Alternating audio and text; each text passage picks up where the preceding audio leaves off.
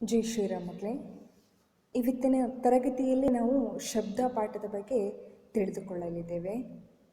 ಶಬ್ದ ಅಂದರೆ ನಮ್ಮ ಕಿವಿಗಳು ಗ್ರಹಿಸುವ ಒಂದು ಭೌತಿಕ ಅನುಭವ ಆಗಿದೆ.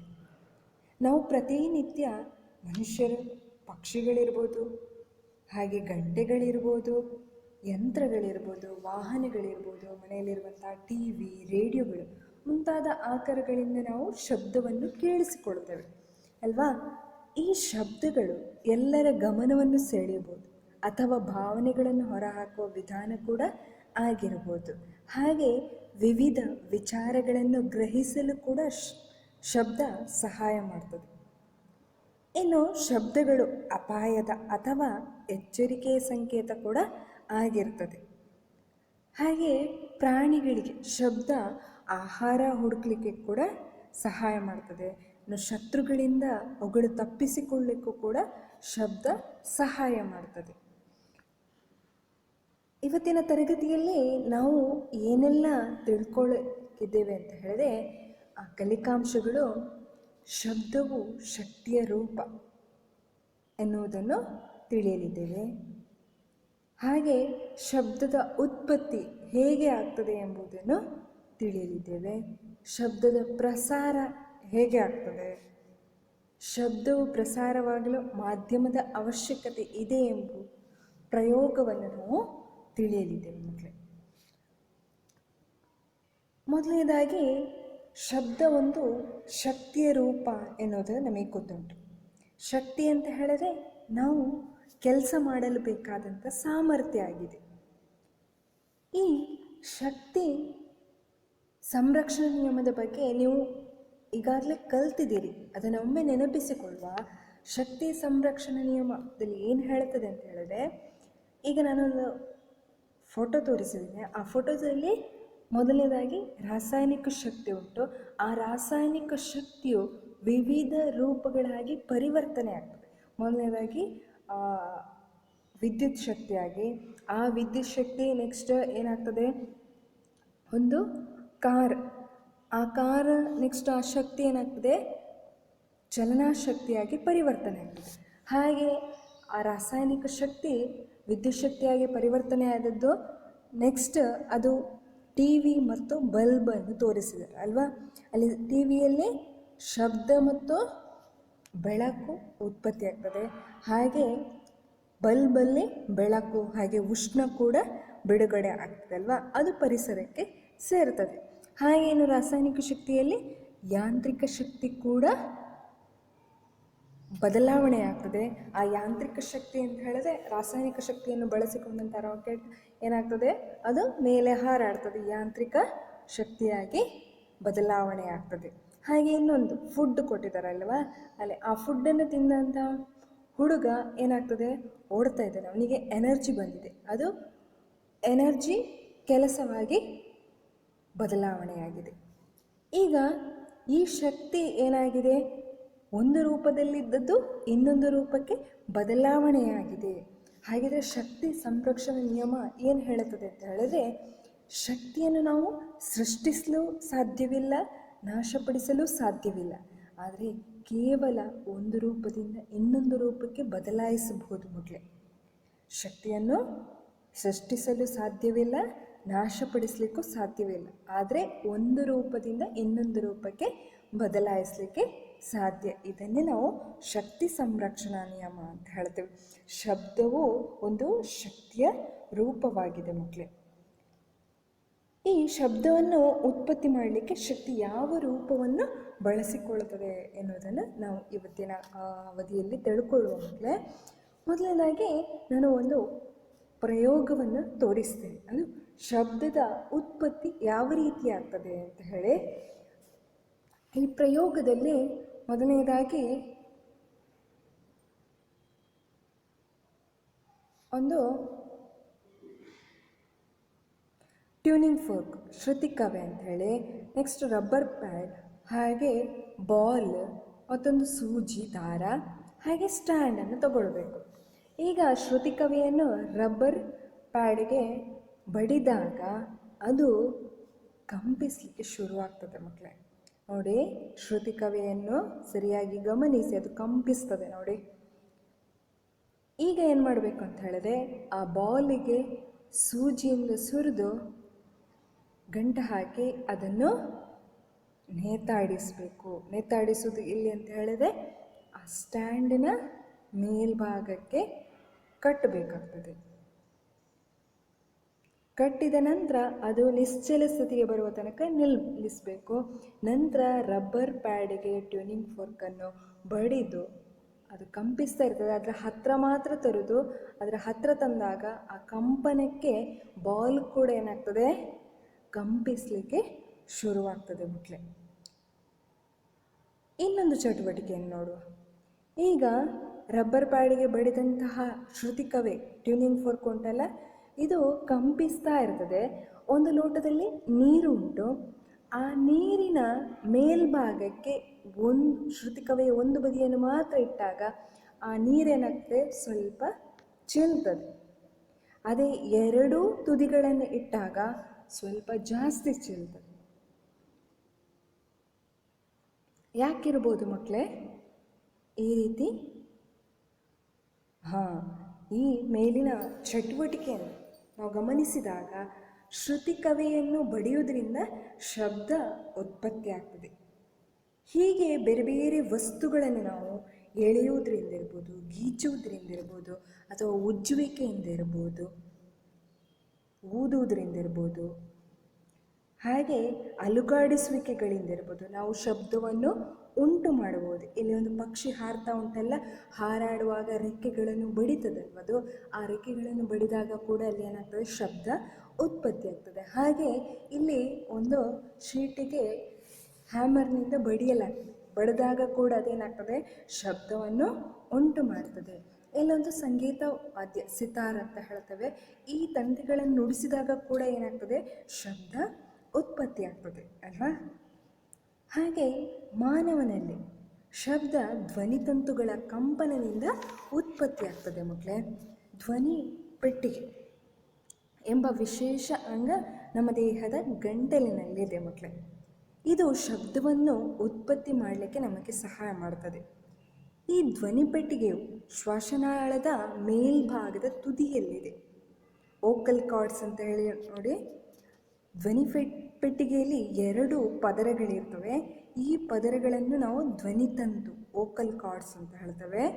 ಅವು ಧ್ವನಿ ಪೆಟ್ಟಿಗೆಯ ಉದ್ದಗಲಕ್ಕೂ ಹರಡಿಕೊಂಡಿವೆ. ಹೀಗೆ ವಿಸ್ತರಿಸುವುದರಿಂದ ಉಂಟಾಗುವ ಎಳೆತವು ಪದರಗಳ ಮಧ್ಯೆ ಸಣ್ಣ ಅವಕಾಶವನ್ನು ಕಿರಿದಾದ ಕಿಂಡಿಯ ರೂಪದಲ್ಲಿ ಕಲ್ಪಿಸುತ್ತದೆ. ಈ ಕಿಂಡಿಯು ಗಾಳಿಯ ಪ್ರವೇಶಿಸುವಿಕೆಯನ್ನು ನಿಯಂತ್ರಿಸ್ತದೆ ಮಕ್ಕಳೇ. ನಾವು ಶಬ್ದವನ್ನು ಉಂಟು ಮಾಡಬೇಕಾದ್ರೆ ಗಾಳಿಯನ್ನು ಕಿಂಡಿಯ ಮೂಲಕ ತಳ್ಳುತ್ತವೆ. ಇದರಿಂದ ಧ್ವನಿತಂತುಗಳು ಕಂಪಿಸ್ತವೆ. ಧ್ವನಿತಂತುಗಳ ಕಂಪನವು ಶಬ್ದವನ್ನು ಉಂಟು ಮಾಡುತ್ತದೆ. ಧ್ವನಿತಂತುಗಳಿಗೆ ತಾಗಿರುವ ಸ್ನಾಯುಗಳು ಧ್ವನಿತಂತುಗಳನ್ನು ಸಡಿಲಿಸಲು ಅಥವಾ ಬಿಗಿ ಮಾಡಲು ಸಹಕರಿಸುತ್ತವೆ. ಇದರಿಂದ ನಮಗೆ ಬೇರೆ ಬೇರೆ ರೀತಿಯ ಶಬ್ದಗಳನ್ನು ಉತ್ಪತ್ತಿ ಮಾಡುವುದು ಸಾಧ್ಯವಾಗ್ತದೆ. ವಾಸ್ತವವಾಗಿ ಶಬ್ದ ಉತ್ಪತ್ತಿಯಾಗುವ ಬಗೆಯು ಇಲ್ಲಿ ವಿವರಿಸೋದಕ್ಕಿಂತ ಸಂಕೀರ್ಣವಾಗಿರ್ತದೆ ಮಕ್ಕಳೇ. ಆ ಚಿತ್ರವನ್ನು ಗಮನಿಸಿಕೊಳ್ಳಿ, ಅದು ಯಾವ ರೀತಿ ಕಂಪನಕ್ಕೆ ಒಳಪಡ್ತದೆ ಅಂತ ಹೇಳಿ ಮಕ್ಕಳೇ. ಈ ರೀತಿಯಾಗಿ ಮಾನವನಲ್ಲಿ ಏನಾಗ್ತದೆ, ಶಬ್ದ ಉತ್ಪತ್ತಿ ಆಗ್ತದೆ. ಇನ್ನು ನೀವು ಜೇನ್ನೊಣದ ಝೇಂಕಾರ ಹೇಗೆ ಅದು ಶಬ್ದವನ್ನು ಉಂಟು ಮಾಡ್ತದೆ ಅನ್ನೋದನ್ನು ಒಮ್ಮೆ ಗಮನಿಸಿಕೊಳ್ಳಿ ಮಕ್ಕಳೇ. ಶಬ್ದ ಕೇಳುತ್ತದಲ್ವ ನಿಮಗೆ? ಹೇಗೆ ಶಬ್ದ ಕೇಳುವುದು? ತನ್ನ 2 ರೆಕ್ಕೆಗಳನ್ನು ಕಂಟಿನ್ಯೂಸ್ ಆಗಿ ಅದೇನಾಗ್ತದೆ, ಬಡಿತಾ ಇರ್ತದೆ. ಆ ಬಡಿಯುವಿಕೆಯಿಂದಾಗಿ, ಆ ರೆಕ್ಕೆಗಳ ಕಂಪನದಿಂದಾಗಿ ಏನಾಗ್ತದೆ, ಅದು ಶಬ್ದವನ್ನು ಉತ್ಪತ್ತಿ ಮಾಡ್ತದೆ. ಮುಂದೆ ಮಕ್ಕಳೇ, ಶಬ್ದದ ಪ್ರಸಾರ ಹೇಗೆ ಆಗ್ತದೆ ಎನ್ನುವುದನ್ನು ತಿಳ್ಕೊಳ್ಳುವ. ಶಬ್ದವು ವಸ್ತುಗಳ ಕಂಪನದಿಂದ ಉಂಟಾಗ್ತದೆ. ಯಾವ ವಸ್ತು ಅಥವಾ ಪದಾರ್ಥದ ಮೂಲಕ ಶಬ್ದವು ಪ್ರಸಾರವಾಗ್ತದೆಯೋ ಅದನ್ನು ನಾವು ಮಾಧ್ಯಮ ಅಂತ ಹೇಳ್ತೇವೆ. ಆ ಮಾಧ್ಯಮ ಘನ ಆಗಿರ್ಬೋದು, ದ್ರವ ಆಗಿರ್ಬೋದು, ಅಥವಾ ಅನಿಲ ಕೂಡ ಆಗಿರ್ಬೋದು. ಅವುಗಳ ಮೂಲಕ ಶಬ್ದ ಪ್ರಸಾರ ಆಗ್ತದೆ. ಈಗ ಇಲ್ಲಿ ಒಂದು ಚಿತ್ರ ಕೊಟ್ಟಿದ್ದೇನೆ ಮಕ್ಕಳೇ. ಇದು ಘನವಸ್ತು, ಒಂದು ಮರದ ಮೇಜು ಉಂಟು. ಆ ಮರದ ಮೇಜಿನ ಒಂದು ತುದಿಯಲ್ಲಿ ಒಬ್ಬ ಹುಡುಗ, ಇನ್ನೊಂದು ತುದಿಯಲ್ಲಿ ಇನ್ನೊಬ್ಬ ಹುಡುಗ ನಿಂತಿದ್ದಾನೆ. ಒಂದು ತುದಿಯಲ್ಲಿ ಒಬ್ಬ ಹುಡುಗ ಆ ಮರದ ಮೇಜಿಗೆ ಬಡಿದಾಗ ಇನ್ನೊಂದು ತುದಿಯಲ್ಲಿರುವಂಥ ಹುಡುಗ ಮರದ ಮೇಜಿಗೆ ತನ್ನ ಕಿವಿಯನ್ನು ಕೊಟ್ಟಾಗ ಶಬ್ದ ಉತ್ಪತ್ತಿಯಾಗುವುದನ್ನು ಗಮನಿಸ್ಬೋದು. ನೀವು ಕೂಡ ನಿಮ್ಮ ಮನೆಯಲ್ಲಿ ಮಾಡ್ಬೋದು. ಹೊರಗಡೆಯಿಂದ ಬಾಗಿಲಿಗೆ ಬಡಿದಾಗ ಒಳಗಡೆ ಇರುವಂತಹ ವ್ಯಕ್ತಿಗೆ ಏನಾಗ್ತದೆ ಅಂತ ಹೇಳಿದ್ರೆ ಶಬ್ದ ಸರಿಯಾಗಿ ಕೇಳಿಸ್ತದೆ. ಅಂದರೆ ಶಬ್ದವು ಘನವಸ್ತುಗಳಲ್ಲಿ ಕೂಡ ಏನಾಗ್ತದೆ, ಪ್ರಸಾರ ಆಗ್ತದೆ. ಹಾಗೆ ದ್ರವ ಮಾಧ್ಯಮಗಳಲ್ಲಿ ಕೂಡ ಶಬ್ದ ಏನಾಗ್ತದೆ, ಪ್ರಸಾರವಾಗ್ತದೆ. ಇಲ್ಲಿ ಚಿತ್ರದಲ್ಲಿ ನೋಡಿ, ಒಂದು ನೀರಿನ ತೊಟ್ಟಿ ಉಂಟು. ಆ ತೊಟ್ಟಿಯಲ್ಲಿ ಒಳಗಡೆ ಒಂದು ಗಂಟೆಯನ್ನು ಒಬ್ಬ ಹುಡುಗ ಇಟ್ಕೊಂಡಿದ್ದಾನೆ ಅಲ್ವಾ. ಆ ಗಂಟೆಯನ್ನು ಬಾರಿಸಿದಾಗ ಅಲ್ಲಿ ಮಾಧ್ಯಮ ಏನಾಗಿದೆ, ನೀರಾಗಿರ್ತದೆ ಅಲ್ವಾ. ಹೊರಗಡೆ ಗಾಳಿಯ ಮಾಧ್ಯಮ ಇರ್ತದೆ, ತೊಟ್ಟಿಯ ಒಳಗಡೆ ನೀರಿನ ಮಾಧ್ಯಮ ಇರ್ತದೆ. ಆ ಗಂಟೆಯನ್ನು ಬಾರಿಸಿದಾಗ ಅದು ಮಾಧ್ಯಮದ ಮೂಲಕ ಪ್ರಸಾರ ಆಗಿ ಆ ಹುಡುಗ ನೋಡಿ ನೀರಿನ ಕೆಳಭಾಗಕ್ಕೆ ತನ್ನ ಕಿವಿಯನ್ನು ಇಟ್ಕೊಂಡಿದ್ದಾನೆ. ಆಗ ಅವನಿಗೆ ಅದು ಕೇಳಿಸ್ತದೆ. ನೀವು ಕೂಡ ಒಮ್ಮೆ ನಿಮ್ಮ ಮನೆಯಲ್ಲಿ ಇದನ್ನು ಪರೀಕ್ಷಿಸಿಕೊಳ್ಳಿ ಮಕ್ಕಳೇ. ಹಾಗೆ ಅನಿಲ, ಇದು ನಾವೆಲ್ಲರೂ ಕೇಳುವಂಥದ್ದು. ಅನಿಲ ಮಾಧ್ಯಮದ ಮೂಲಕ ಶಬ್ದ ಪ್ರಸಾರ ಆಗ್ತದೆ. ನಾನು ಮಾತಾಡಿದ್ದು ನಿಮಗೆ ಕೇಳಬೇಕು ಅಂತ ಇದ್ದರೆ, ಅಥವಾ ನಿಮ್ಮ ಮನೆಯಲ್ಲಿ ನೀವು ಮಾತಾಡಿದ್ದು ನಿಮ್ಮ ಅಪ್ಪ ಅಮ್ಮನಿಗೆ ಕೇಳಬೇಕಿದ್ರೆ ಅದು ಅನಿಲ ಮಾಧ್ಯಮದ ಮೂಲಕವೇ ಶಬ್ದ ಪ್ರಸಾರವಾಗುವಂಥದ್ದು. ಈ ಶಬ್ದವು ಆಕಾರ ಬಿಂದುವಿನಿಂದ ಕೇಳುಗನವರೆಗೆ ಮಾಧ್ಯಮದ ಮೂಲಕವೇ ಪ್ರಸಾರ ಆಗ್ತದೆ. ಅದು ಘನ ಆಗಿರ್ಬೋದು, ದ್ರವ ಆಗಿರ್ಬೋದು, ಅನಿಲ ಆಗಿರ್ಬೋದು. ಈ ಮೂರೂ ಮಾಧ್ಯಮದ ಮೂಲಕ ಕೂಡ ಶಬ್ದ ಪ್ರಸಾರ ಆಗ್ತದೆ. ಅಂದರೆ ಎಲ್ಲಿಂದ ಉತ್ಪತ್ತಿ ಆಗ್ತದೆ ಶಬ್ದ, ಅಲ್ಲಿಂದ ಕೇಳುಗನವರೆಗೆ ಅದು ಮಾಧ್ಯಮದ ಮೂಲಕವೇ ಪ್ರಸಾರ ಆಗಬೇಕು ಶಬ್ದ. ವಸ್ತು ಹೇಗೆ ಶಬ್ದ ಉತ್ಪತ್ತಿಯಾಗೋದು ಅನ್ನೋದು ಗೊತ್ತಾಗಿದೆ. ವಸ್ತು ಕಂಪಿಸಿದಾಗ ಏನಾಗ್ತದೆ ಅಂತ ಹೇಳಿದ್ರೆ ಅದು ತನ್ನ ಸುತ್ತಲಿನ ಮಾಧ್ಯಮದ ಕಣಗಳನ್ನು ಕಂಪಿಸುವಂತೆ ಮಾಡುತ್ತದೆ. ವಸ್ತು ಕಂಪಿಸಿದಾಗ ಅದು ತನ್ನ ಸುತ್ತಲಿನ ಮಾಧ್ಯಮದ ಕಣಗಳನ್ನು ಕಂಪಿಸುವಂತೆ ಮಾಡುತ್ತದೆ. ಕಣಗಳು ಆಕಾರದಿಂದ ಕಿವಿಯವರೆಗೆ ಚಲಿಸುವುದಿಲ್ಲ. ಆ ವಾತಾವರಣದಲ್ಲಿ ತಂದ ಕಣಗಳು ಎಲ್ಲಿ ಶಬ್ದ ಉತ್ಪತ್ತಿಯಾಯಿತೋ ಅಲ್ಲಿಂದ ಕಿವಿಯವರೆಗೆ, ಅಂದರೆ ಕೇಳುಗನವರೆಗೆ ಕಣಗಳು ಚಲಿಸುವುದಿಲ್ಲ. ಕಂಪಿಸುವ ವಸ್ತುವಿನೊಂದಿಗೆ ಸಂಪರ್ಕವಾಗಿರುವ ಮಾಧ್ಯಮದ ಕಣವು ತನ್ನ ಸಮತೋಲನ ಸ್ಥಿತಿಯಿಂದ ಸ್ಥಾನ ಪಲ್ಲಟಗೊಳ್ಳುತ್ತದೆ. ನಂತರ ಅದು ತನ್ನ ಪಕ್ಕದ ಕಣದ ಮೇಲೆ ಬಲವನ್ನು ಹಾಕ್ತದೆ. ಯಾವುದು ಕಂಪಿಸ್ತದೋ ಆ ಕಣ ತನ್ನ ಪಕ್ಕದ ಕಣದ ಮೇಲೆ ಬಲವನ್ನು ಹಾಕ್ತದೆ. ಇದರಿಂದ ಪಕ್ಕದ ಕಣವು ಏನಾಗ್ತದೆ, ತನ್ನ ನಿಶ್ಚಲ ಸ್ಥಿತಿಯಿಂದ ಸ್ಥಾನ ಪಲ್ಲಟಗೊಳ್ಳುತ್ತದೆ. ಅವು ಕೂಡ ಕಂಪಿಸಲಿಕ್ಕೆ ಶುರುವಾಗ್ತದೆ. ಪಕ್ಕದ ಕಣವನ್ನು ಸ್ಥಾನ ಪಲ್ಲಟಗೊಳಿಸಿದ ನಂತರ ಮೊದಲ ಕಣವು ತನ್ನ ಮೂಲ ಸ್ಥಾನಕ್ಕೆ ಹಿಂತಿರುಗ್ತದೆ. ಈ ಪ್ರಕ್ರಿಯೆ ಹೀಗೆ ಮುಂದುವರಿಯುತ್ತದೆ. ಮೊದಲ ಕಣ ಏನಾಗ್ತದೆ, ಕಂಪಿಸಿ ತನ್ನ ಪಕ್ಕದಲ್ಲಿರುವಂತಹ ಕಣವನ್ನು ಸ್ಥಾನಪಲ್ಲಟಗೊಳಿಸ್ತದೆ. ನಂತರ ಆ ಮೊದಲಿನ ಕಣ ಏನಾಗ್ತದೆ, ತನ್ನ ಮೊದಲಿನ ಸ್ಥಾನಕ್ಕೆ ಬಂದು ನಿಶ್ಚಲ ಸ್ಥಿತಿಯಲ್ಲಿರ್ತದೆ. ಆ ಎರಡನೇ ಕಣ ಏನಾಗ್ತದೆ, ಅದು ಸ್ಥಾನಪಲ್ಲಟಗೊಂಡಾಗ ತನ್ನ ಪಕ್ಕದಲ್ಲಿರುವಂತಹ ಇನ್ನೊಂದು ಮೂರನೇ ಕಣ ಏನುಂಟು ಅದನ್ನು ಸ್ಥಾನಪಲ್ಲಟಗೊಳಿಸ್ತದೆ. ಈ ರೀತಿ ಈ ಪ್ರಕ್ರಿಯೆ ಎಲ್ಲಿಂದ ಅಂತ ಹೇಳಿದ್ರೆ, ಶಬ್ದ ಎಲ್ಲಿಂದ ಉತ್ಪತ್ತಿ ಆಯಿತು ಅಲ್ಲಿಂದ ಕೇಳುಗನವರೆಗೆ ಕೂಡ ಈ ರೀತಿಯ ಕಣಗಳ ಕಂಪನ ಅಥವಾ ಸ್ಥಾನಪಲ್ಲಟಗೊಳಿಸುವಿಕೆ ಪ್ರಕ್ರಿಯೆ ಮುಂದುವರಿಯುತ್ತದೆ. ಹಾಗೆ ಶಬ್ದವು ನಿಮ್ಮ ಕಿವಿಯನ್ನು ತಲುಪುತ್ತದೆ. ಮಕ್ಕಳೇ, ನೀವೆಲ್ಲರೂ ಗಮನಿಸಿರ್ಬೋದು, ಒಂದು ನಿಶ್ಚಲವಾಗಿರುವಂತಹ ನೀರಿಗೆ ನೀವೊಂದು ಕಲ್ಲನ್ನು ಹಾಕಿದಾಗ ಏನಾಗ್ತದೆ, ಅಲ್ಲಿ ಸುತ್ತ ಅಲೆಗಳ ರೀತಿ ಉಂಟಾಗ್ತದೆ. ನೀವೆಲ್ಲರೂ ಮಾಡಿರ್ಬೋದು ಇದನ್ನು. ಹಾಗೆ ಮಾಧ್ಯಮದಲ್ಲಿ ಶಬ್ದದ ಆಕಾರದಿಂದ ಉಂಟಾದ ಕ್ಷೋಭೆಯು ಮಾಧ್ಯಮದಲ್ಲಿ ಚಲಿಸ್ತದೆ. ಆದರೆ ಮಾಧ್ಯಮದ ಕಣಗಳನ್ನು ಅವು ಚಲಿಸುವಂತೆ ಮಾಡೋದಿಲ್ಲ.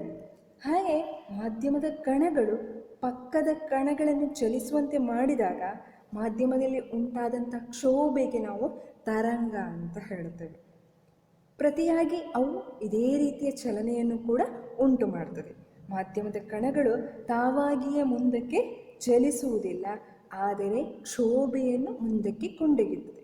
ಅಂದರೆ ಆ ಕಣಗಳು ಇದ್ದ ಸ್ಥಾನದಲ್ಲೇ ತನ್ನ ಸ್ಥಾನಪಲ್ಲಟಗೊಳಿಸುವಿಕೆ ಅಂತ ಹೇಳಿದ್ರೆ ಕಂಪಿಸುವುದು ಮಾತ್ರ, ಅದು ಮುಂದಕ್ಕೆ ಚಲಿಸುವುದಿಲ್ಲ. ಮುಂದಕ್ಕೆ ಅದು ಇನ್ನೊಂದು ಕಣವನ್ನು ಸ್ಥಾನಪಲ್ಲಟಗೊಳಿಸುವುದು ಮಾತ್ರ, ಅದು ಇದ್ದಲ್ಲೇ ಇರ್ತದೆ.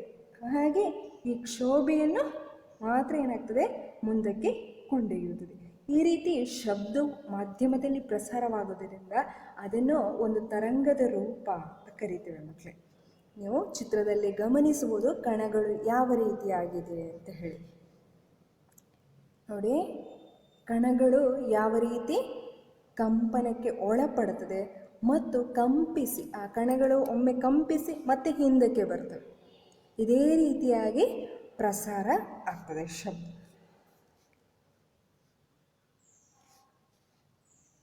ಮುಂದೆ ಈ ಶಬ್ದದ ಪ್ರಸಾರಕ್ಕೆ ಗಾಳಿ ಒಂದು ಸಾಮಾನ್ಯ ಮಾಧ್ಯಮವಾಗಿದೆ. ನಾವೆಲ್ಲರೂ ಕೇಳುವಂಥದ್ದು ಈ ಮಾಧ್ಯಮದ ಮೂಲಕವೇ. ಈ ಕಂಪಿಸುವ ವಸ್ತುವು ಮುಂದೆ ಚಲಿಸಿದಾಗ ಅದು ಗಾಳಿಯನ್ನು ತಳ್ಳಿ ಸಂಪೀಡಿಸಿ ಅದರ ಮುಂದೆ ಹೆಚ್ಚು ಒತ್ತಡವಿರುವ ಭಾಗವನ್ನುಂಟು ಮಾಡುತ್ತದೆ. ಈ ಭಾಗವನ್ನು ನಾವು ಸಂಪೀಡನ ಎನ್ನುತ್ತೇವೆ ಅಥವಾ ಕಂಪ್ರೆಷನ್, ಅದು ಸಿಯಿಂದ ಸೂಚಿಸ್ತೇವೆ. ನೀವು ಚಿತ್ರದಲ್ಲಿ ಗಮನಿಸ್ಬೋದು. ಇಲ್ಲಿ ನೋಡಿ, ಕಂಪಿಸುವ ವಸ್ತು ಮುಂದೆ ಚಲಿಸಿದಾಗ ಅದು ಗಾಳಿಯನ್ನು ತಳ್ಳಿ ಸಂಪೀಡಿಸಿ ಅದರ ಮುಂದೆ ಹೆಚ್ಚು ಒತ್ತಡವಿರುವ ಭಾಗವನ್ನು ಉಂಟು ಮಾಡುತ್ತದೆ. ಹೆಚ್ಚು ಒತ್ತಡ ಎಲ್ಲಿ ಉಂಟು, ಆ ಕಂಪ್ರೆಷನ್ ಅಂತೇಳಿ ಏರೋ ಮಾರ್ಕ್ ಹಾಕಿದಾರೆಲ್ಲ, ಅದು ಸಂಪೀಡನಗೊಂಡಿರುವಂಥದ್ದು. ಈ ಸಂಪೀಡನೆಯು ಕಂಪಿಸುವ ವಸ್ತುವಿನಿಂದ ದೂರ ಚಲಿಸುತ್ತದೆ.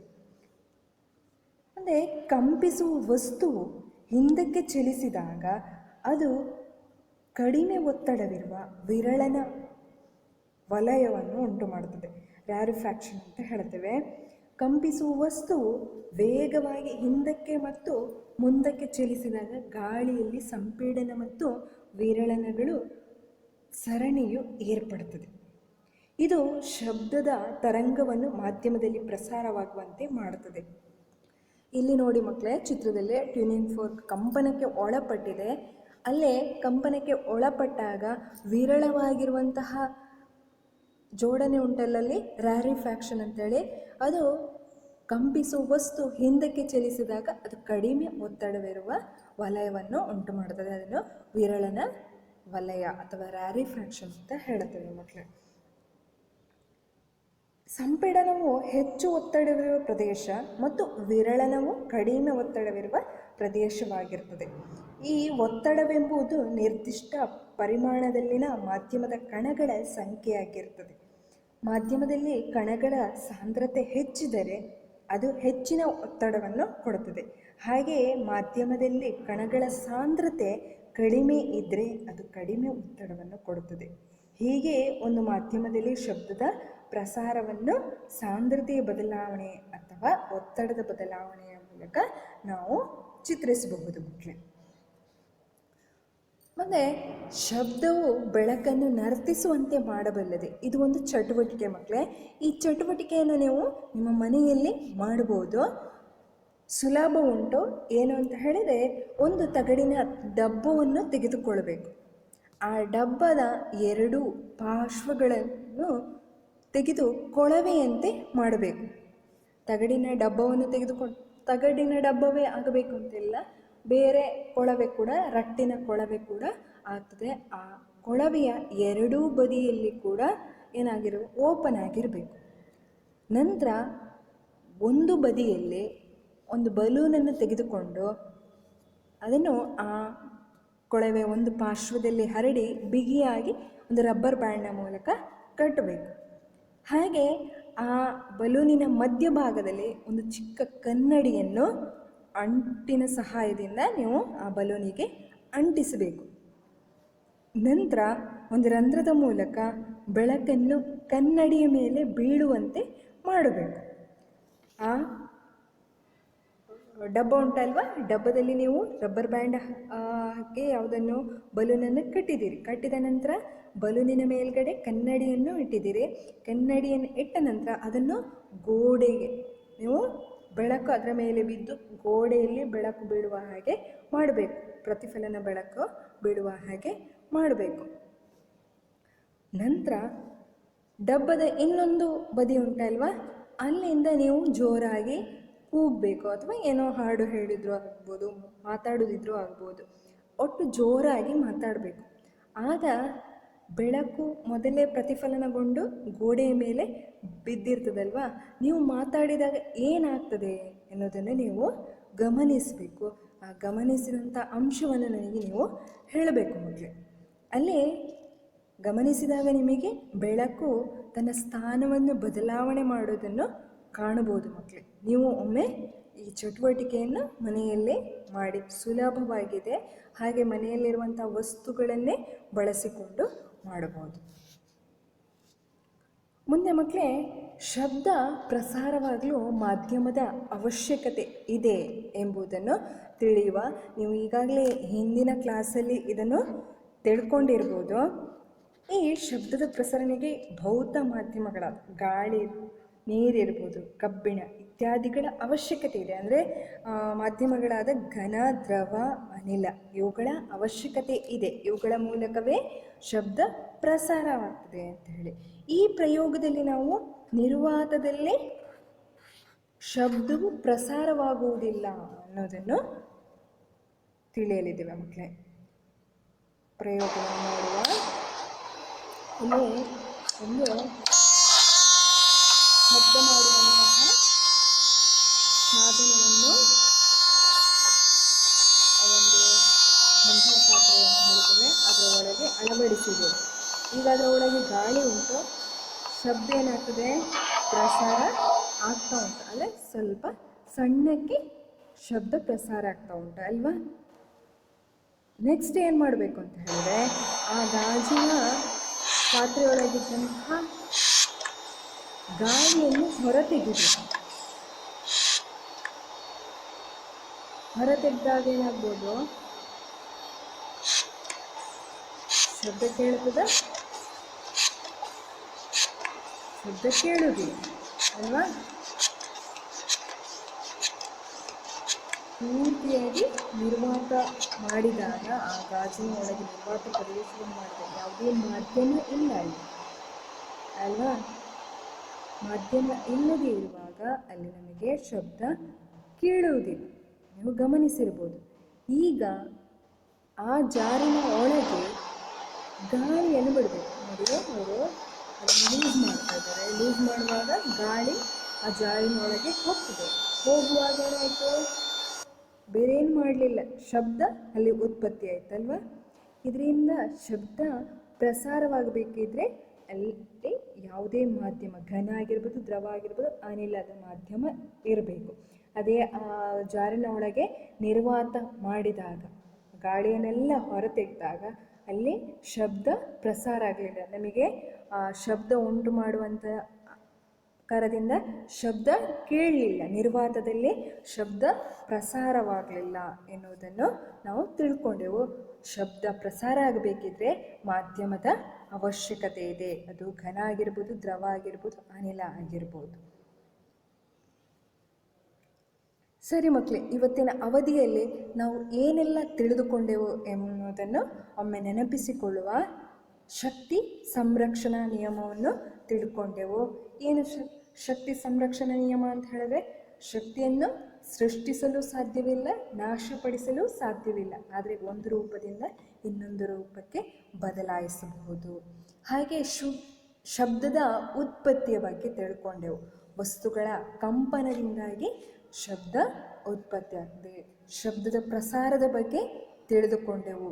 ಶಬ್ದ ಪ್ರಸಾರವಾಗಬೇಕಿದ್ರೆ ಮಾಧ್ಯಮದ ಅವಶ್ಯಕತೆ ಇದೆ. ಅದು ಘನ ಆಗಿರ್ಬೋದು, ದ್ರವ ಆಗಿರ್ಬೋದು, ಅನಿಲ ಆಗಿರ್ಬೋದು. ಇವುಗಳ ಮಾಧ್ಯಮದ ಮೂಲಕ ಶಬ್ದ ಪ್ರಸಾರ ಆಗ್ತದೆ.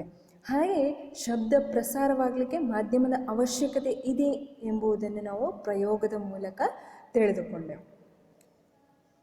ಮುಂದೆ ಇದಕ್ಕೆ ಸಂಬಂಧಿಸಿ ನಾನು ಪ್ರಶ್ನೆಗಳನ್ನು ಕೇಳುತ್ತೇನೆ ಮಕ್ಕಳೇ. ಪ್ರಶ್ನೆಗಳನ್ನು ಗಮನಿಸಿಕೊಳ್ಳಿ. ವಸ್ತುಗಳು ಕಂಪಿಸುವುದರಿಂದ ಡ್ಯಾಶ್ ಉತ್ಪತ್ತಿಯಾಗುತ್ತದೆ. ಮಾಧ್ಯಮದ ಕಣಗಳು ಪಕ್ಕದ ಕಣಗಳನ್ನು ಚಲಿಸುವಂತೆ ಮಾಡಿದಾಗ ಮಾಧ್ಯಮದಲ್ಲಿ ಉಂಟಾದ ಕ್ಷೋಭೆಗೆ ಡ್ಯಾಶ್ ಎನ್ನುವರು. ಮೂರನೇ ಪ್ರಶ್ನೆ, ಯಾವ ವಸ್ತುವಿನ ಮೂಲಕ ಶಬ್ದವು ಪ್ರಸಾರವಾಗುತ್ತದೆಯೋ ಅದನ್ನು ಡ್ಯಾಶ್ ಎನ್ನುವರು. ನಾಲ್ಕನೇ ಪ್ರಶ್ನೆ, ಒಂದು ಮಾಧ್ಯಮದಲ್ಲಿ ಮಾಧ್ಯಮ ಆಗಬೇಕು, ಶಬ್ದವು ಅನುಕ್ರಮ ಮತ್ತು ಡ್ಯಾಶ್ಗಳಾಗಿ ಚಲಿಸುತ್ತದೆ. ಈ 4 ಪ್ರಶ್ನೆಗಳಿಗೂ ನೀವು ಈಗಾಗಲೇ ಉತ್ತರ ಹೇಳಿರ್ಬೋದು. ಆ ಉತ್ತರ ಸರಿಯೋ ಇದೆ ತಪ್ಪೋ ಎನ್ನುವುದನ್ನು ನಾವು ಒಮ್ಮೆ ತಿಳಿದುಕೊಳ್ಳುವ. ಮೊದಲನೇ ಪ್ರಶ್ನೆ, ವಸ್ತುಗಳು ಕಂಪಿಸುವುದರಿಂದ ಡ್ಯಾಶ್ ಉತ್ಪತ್ತಿಯಾಗುತ್ತದೆ. ಯಾವುದೋ ಶಬ್ದ ಉತ್ಪತ್ತಿಯಾಗ್ತದೆ. ಎರಡನೇ ಪ್ರಶ್ನೆ, ಮಾಧ್ಯಮದ ಕಣಗಳು ಪಕ್ಕದ ಕಣಗಳನ್ನು ಚಲಿಸುವಂತೆ ಮಾಡಿದಾಗ ಮಾಧ್ಯಮದಲ್ಲಿ ಉಂಟಾದ ಕ್ಷೋಭೆಗೆ ಡ್ಯಾಶ್ ಎನ್ನುವರು. ಏನಂತ ಹೇಳ್ತವೆ? ತರಂಗ ಅಂತ ಹೇಳ್ತವೆ. ಮೂರನೇ ಪ್ರಶ್ನೆ, ಯಾವ ವಸ್ತುವಿನ ಮೂಲಕ ಶಬ್ದವು ಪ್ರಸಾರವಾಗುತ್ತದೆಯೋ ಅದನ್ನು ಡ್ಯಾಶ್ ಎನ್ನುವರು. ಏನಂತ ಹೇಳಿ? ಮಾಧ್ಯಮ ಅಂತ ಹೇಳ್ತವೆ. ಹಾಗೆ ನಾಲ್ಕನೇ ಪ್ರಶ್ನೆ, ಒಂದು ಮಾಧ್ಯಮದಲ್ಲಿ ಶಬ್ದವು ಅನುಕ್ರಮ ಡ್ಯಾಶ್ ಮತ್ತು ಡ್ಯಾಶ್ಗಳಾಗಿ ಚಲಿಸುತ್ತವೆ, ಸಂಪೀಡನ ಮತ್ತು ವಿರಳನಗಳಾಗಿ ಚಲಿಸುತ್ತವೆ. ಈ ಎಲ್ಲ ಪ್ರಶ್ನೆಗಳಿಗೆ ನೀವು ಈಗಾಗಲೇ ಉತ್ತರವನ್ನು ಕೊಟ್ಟಿರ್ಬೋದು ಮಕ್ಕಳು. ಸರಿ ಮಕ್ಕಳೇ, ಇವತ್ತಿನ ಅವಧಿಗೆ ಸಂಬಂಧಿಸಿ ನಾನು ಚಟುವಟಿಕೆಯನ್ನು ಕೊಟ್ಟಿದ್ದೇನೆ. ಚಟುವಟಿಕೆ ಏನಂತ ಹೇಳಿದ್ರೆ ಪ್ರಶ್ನೆಗಳನ್ನು ಕೊಟ್ಟಿದ್ದೇನೆ. ಆ ಪ್ರಶ್ನೆಗಳಿಗೆ ನೀವು ಉತ್ತರವನ್ನು ನಿಮ್ಮ ಪುಸ್ತಕದಲ್ಲಿ ಬರೆಯಬೇಕು. ಮೊದಲನೇ ಪ್ರಶ್ನೆ, ಶಬ್ದದ ಆಕಾರದ ಹತ್ತಿರ ಗಾಳಿಯಲ್ಲಿ ಸಂಪೀಡನಗಳು ಮತ್ತು ವಿರಳನಗಳು ಹೇಗೆ ಉತ್ಪತ್ತಿಯಾಗುತ್ತವೆ ಎಂದು ಚಿತ್ರದ ಸಹಾಯದಿಂದ ವಿವರಿಸಿ. ಶಬ್ದದ ಆಕಾರದ ಹತ್ತಿರ ಗಾಳಿಯಲ್ಲಿ ಸಂಪೀಡನಗಳು ಮತ್ತು ವಿರಳನಗಳು ಹೇಗೆ ಉತ್ಪತ್ತಿಯಾಗುತ್ತವೆ ಎಂದು ಚಿತ್ರದ ಸಹಾಯದಿಂದ ವಿವರಿಸಬೇಕು. ಚಿತ್ರ ಮಾಡಿ ವಿವರಿಸಬೇಕು ಮಕ್ಕಳೇ. ಎರಡನೇ ಪ್ರಶ್ನೆ, ಶಬ್ದದ ಪ್ರಸರಣೆಗೆ ಮಾಧ್ಯಮದ ಅವಶ್ಯಕತೆ ಇದೆ ಎಂಬುದನ್ನು ಒಂದು ಪ್ರಯೋಗದ ಮೂಲಕ ವಿವರಿಸಿ. ನಿರ್ವಾತದಲ್ಲಿ ಶಬ್ದ ಪ್ರಸಾರವಾಗುವುದಿಲ್ಲ ಎನ್ನುವಂಥ ತೋರಿಸುವ ಘಂಟಾಪಾತ್ರೆ ಪ್ರಯೋಗದ ಚಿತ್ರ ಮಾಡಿ ಅದನ್ನು ವಿವರಿಸಬೇಕು. ಮೂರನೇ ಪ್ರಶ್ನೆ, ಕಂಪಿಸುವ ವಸ್ತುವಿನಿಂದ ಉಂಟಾದ ಶಬ್ದವು ಮಾಧ್ಯಮದ ಮೂಲಕ ನಮ್ಮ ಕಿವಿಯನ್ನು ಹೇಗೆ ತಲುಪುತ್ತವೆ ಇದನ್ನು ವಿವರಿಸಬೇಕು ಮಕ್ಕಳೇ. ಸರಿ ಮಕ್ಕಳೇ, ಇವತ್ತಿನ ಅವಧಿಯನ್ನು ಇಲ್ಲಿಗೆ ಮುಗಿಸುತ್ತಾ ಮುಂದಿನ ಅವಧಿಯಲ್ಲಿ ಇನ್ನಷ್ಟು ಹೆಚ್ಚಿನ ವಿಷಯಗಳನ್ನು ತಿಳಿದುಕೊಳ್ಳುವ. ಧನ್ಯವಾದಗಳು.